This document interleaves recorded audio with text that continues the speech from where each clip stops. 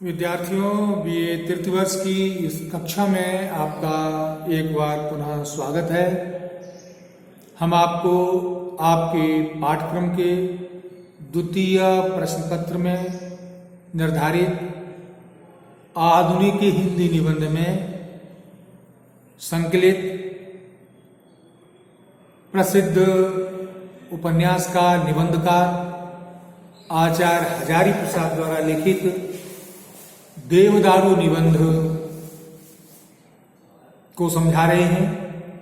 ये देवदारू निबंध द्विवेदी जी का ललित शैली में लिखा गया निबंध है।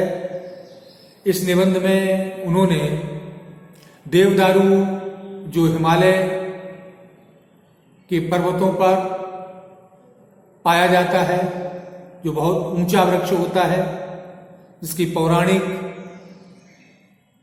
मान्यताएं हैं,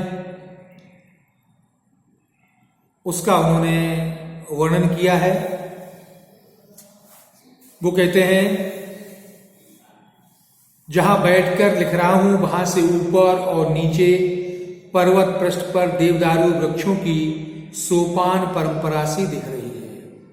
वो कहते हैं, जहां बैठ करके मैं निबंध लिख रहा हूं, मैं देख रहा हूं कि उस पर्वत पर देवदारू वृक्षों की सोपान परंपरा अर्थात देवदारू वृक्ष एक सीढ़ी के रूप में दिखाई दे रहे हैं। अर्थात बहुत अधिक देवदारू वृक्ष वहां पर कुछ नीचे ऊपर इस तरीके से सीढ़ी के रूप में दिखाई दे रहे हैं। कैसी मोहक शोभा है देवदारू वृक्ष, कितना मोहक होता है, कितना मन को आकर्षित करता है, कितना देखने में सुंदर लगता है, कितना मन को शांति देता है, ये देखते ही बनता है। वृक्ष और भी हैं, लोगों ने नाम भी बताए हैं, पर छिप गए हैं।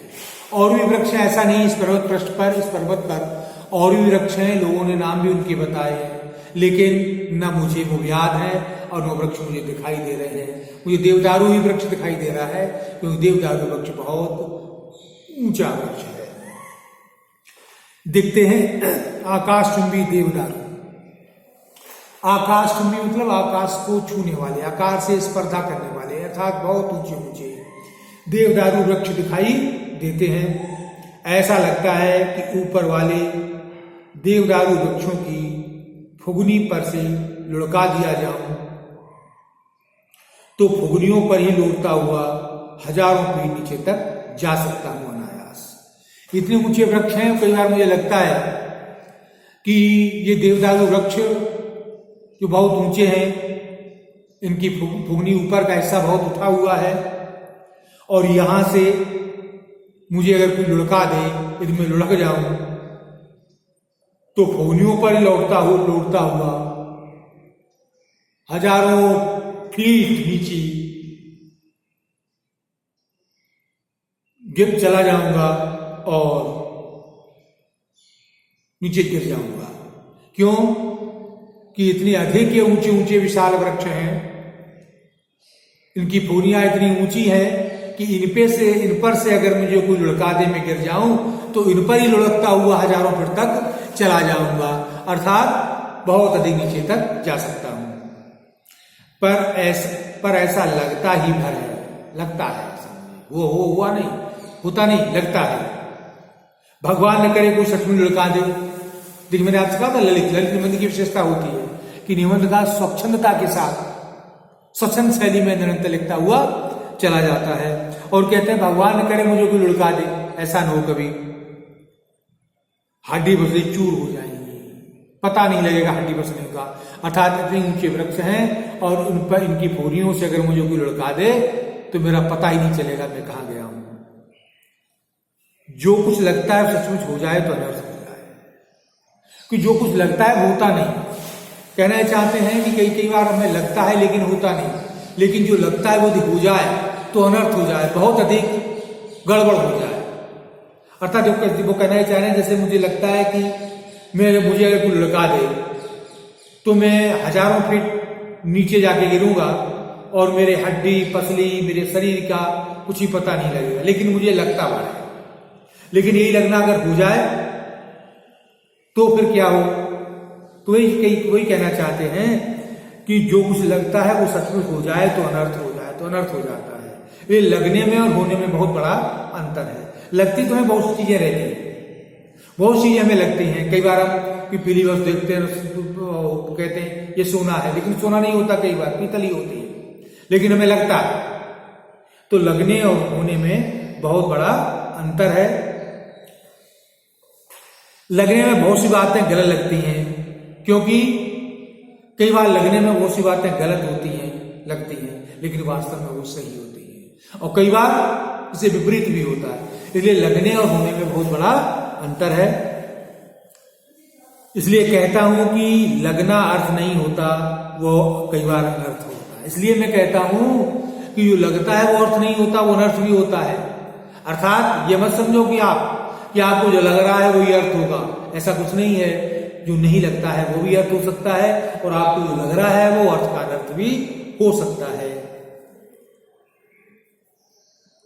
अर्थ वास्तविकता है, वास्तविक यही सच्चाई है। कहते हैं अर्थ ही सच्चाई है, वास्तविकता है, लगना नहीं, लगना भर नहीं, लगना भर वास्तविकता नहीं। जो होता है वही सच्चाई है। शब्द सच्चाई नहीं है, उसका अर्थ सच्चाई है, अर्थ उसकी वास्तविकता है। जो अर्थ जिस अर्थ को हम क्या करते हैं, ग्रहण करते हैं। लगता है सो मन का विकल्प है। ये लगता है वो मन का विकल्प है। मन कई बातें सोचता रहता है कि ऐसा हो गया तो, वैसा हो गया तो, ऐसा हुआ तो, ऐसा न हुआ तो। आपने देखा कई बार आप कहीं जा रहे होते हैं, मन में बहुत विकल्प आते हैं, और ये कार से जा रहे हैं कि कार पलट गई तो, ये मन का विकल्प है। ये एक्सीडेंट हो गया तो ये लगना है, होना नहीं, हो जाता है तो पता ही नहीं लगता आप कहां गए।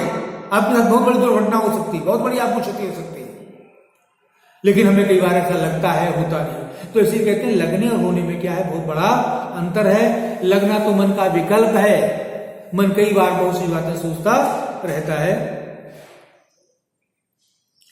अंतर जगत की स्प्रिया मात्र है, छंद है। लगना क्या है, छंद है। जैसे कविता का छंद होता है, छंद है, छंद अर्थ नहीं है। छंद केवल छंद है जो दिखाई देता है।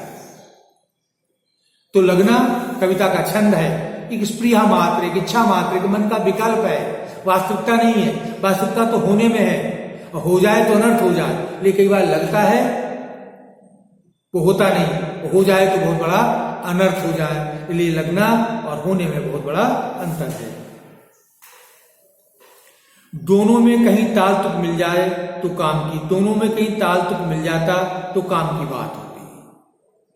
कहते हैं कि दोनों में ताल तुक मिल जाए, लगने और होने में, तो फिर परिणाम आ जाता है।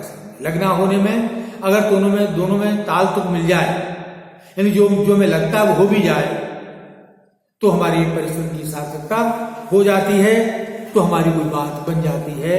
हमें लगता है कि हम रास्ते में जा रहे हैं, हमें लगता है कि हमको मिल जाएगा, और हमें मिल जाता है तो हमारा कार्य सिद्ध हो जाता है। तो इसलिए लगना और हो जाना दोनों क्या है, हमारे कार्य सिद्ध कर देती हैं। लेकिन लगना केवल कई बार मन का विकल्प होता है, लगना वास्तविकता नहीं होती है। नहीं मिलता है तो खेद की बात है। और कहते हैं लगना यदि नहीं होता है तो बड़ी खेद की बात होती है, हमें पश्चाताप होता है। ताल तुक मिलना अर्थ है, न मिलना अनर्थ है। तो इसलिए कहते हैं ताल और तुक मिल जाए तो अर्थ है। अर्थात ताल और तुक मिल जाए तो सब तो कार्य सिद्ध हो जाता है, तुम्हें फल की प्राप्ति हो जाती है, हमें लाभ की प्राप्ति हो जाती है, हमारा मन की इच्छा पूरी हो जाती है। और अगर नहीं मिलती हैं तो अनर्थ है, तो जीवन में गलत भी घटित हो सकता है, हमें नुकसान भी उठाना पड़ सकता है, हमारे साथ कुछ गलत भी घट सकता है। इसलिए आचार्य शुद्ध द्विवेदी कहते हैं कि लगने और होने में बहुत बड़ा अंतर है। जो लगता है वो होता नहीं है, और जो होता है वो लगता नहीं, दोनों में अंतर है। यदि लगना भी कई बार हो जाए तो बहुत बड़ा अनर्थ होता है, क्योंकि विद्यार्थियों आप सब जानते हैं कि मन में अनेक प्रकार की बातें आती रहती हैं। आप कहीं जा रहे हैं तब भी आपको लगता है कि जहां जा रहे हो मिलेगा कि नहीं मिलेगा, बात करेगा कि नहीं करेगा, पता नहीं मन में कितने विकल्प आते रहते हैं, और विकल्पों में ही आप झूलते रहते हैं। जब भी आप पहुंच जाते हैं तो आप तो देखते हैं जिस काम से आप गए थे वो काम भी आपका हो गया और व्यक्ति भी मिल गया। लेकिन जब चल रहे थे तब लग रहा था कि पता नहीं मिले कि नहीं मिले। तो लगना वास्तविकता नहीं है, लगना अर्थ नहीं है, होना वास्तविकता है, होना अर्थ है। तो विद्यार्थियों, इस पैराग्राफ में हजारी प्रसाद द्विवेदी ने देवदारू वृक्ष की फुगनी यानी देवदारू वृक्ष के माध्यम से लगने और होने का पार्थक्य स्पष्ट किया है, दोनों का अंतर बताया है। निबंध में, निबंध विवेचनात्मक शैली में लिखा गया निबंध है। निबंध में संस्कृतनिष्ठ तत्सम भाषा का प्रयोग है, प्रभावक शैली है और देवदारू के विषय में निबंधकार ने गहन अध्ययन, मनन, चिंतन किया है और दलित शैली का प्रयोग किया गया है। विद्यार्थियों, तो इस कालांश में हम यहीं तक रहने दे रहे हैं। अगले कालांश में पुनः हम आपके सामने देवदारू के इस निबंध के कुछ अन्य गद्य खंडों के साथ आएंगे। हम देवदारू निबंध का आपको अर्थ बताएंगे। तब तक के लिए हम आपसे विदा लेते हैं।